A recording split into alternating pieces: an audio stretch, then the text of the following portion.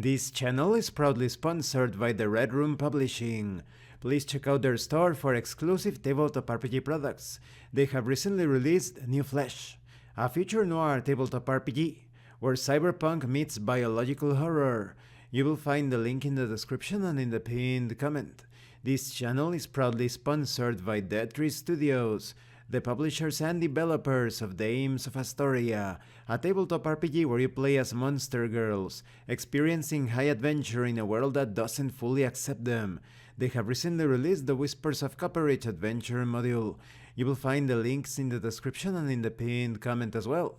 This channel is proudly partnered with the What the Funk shop.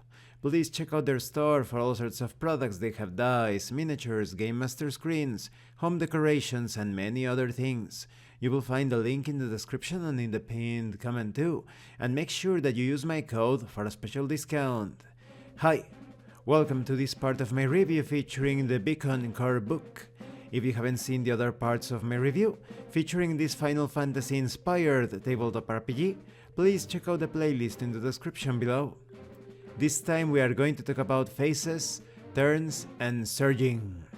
When it comes to phases, each round has bolster, channel, skirmish, reposition, brawl, release, full attack, delay. 8 phases in total, and there are specific actions available during each of those phases, except for the ready action which is available in any of the phases. When it comes to turns, during their turn, each character can perform one standard movement, one standard action, one minor action, and any number of free actions within reason in any order.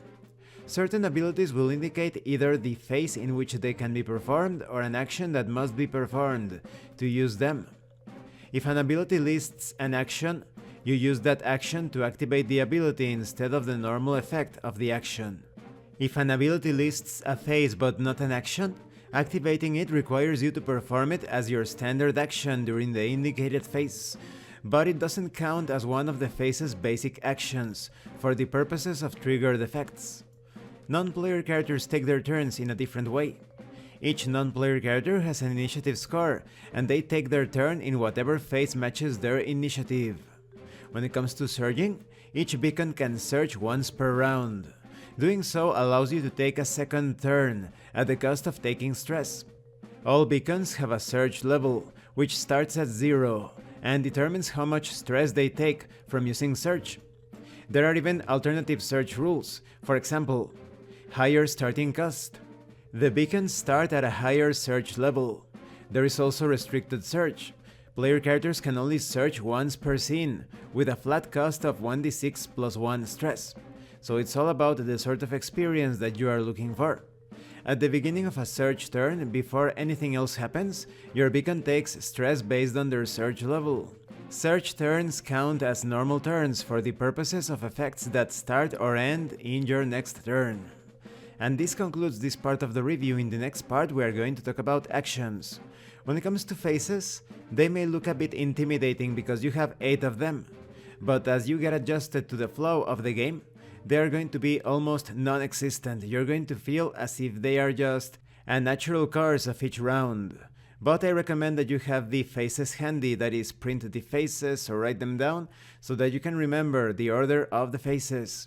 When it comes to surging, this controls how super heroic you want your characters to be during a particular campaign. Thank you for watching this part of the review. Don't forget to leave a like, a comment, and subscribe. And thank you so much to those of you that are going the extra mile to support the channel. If anyone else wishes to further support the channel, consider joining as a member or using the super thanks button. You can also check out the information in the description and in the pinned comment. This has been your host, Abraham L. Jaguar, a professional game master. And remember, roleplay solves everything. Once again, thank you and see you later.